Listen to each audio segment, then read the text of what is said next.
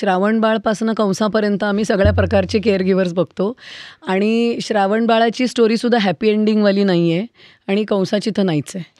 तर काही लोकं जबरदस्तीने खूप व्हॉलंटरीली कंट्रोलिंग असतात, डॉमिनेटिंग असतात कंसासारखे हो. आणि ते छळतसुद्धा असतात.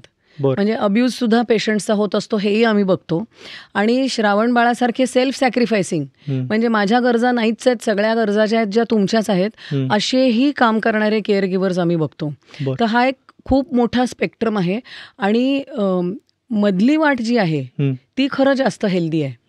म्हणजे सेल्फ सॅक्रिफाईस पण नको आहे आपल्याला आणि कंट्रोलिंग तर मुळीच नको आहे. बरोबर. तर त्यामुळे ह्या दोन्हीचं जे मधला मार्ग जर काढता येणार असेल की बरोबर. स्वतःचीही काळजी घ्यायची आहे आणि त्यामुळे पेशंटची पण काळजी घेतली जाणार आहे. जसं ती एअर होस्टेस आपल्याला सांगते ना फ्लाईटवरती की दुसऱ्याचा हो. ऑक्सिजन मास्क लावायच्या आधी स्वतःचा स्वतःचा लावा. लावा. तर बरोबर. तेच आम्ही मग केअरगिव्हरलाही सांगतो.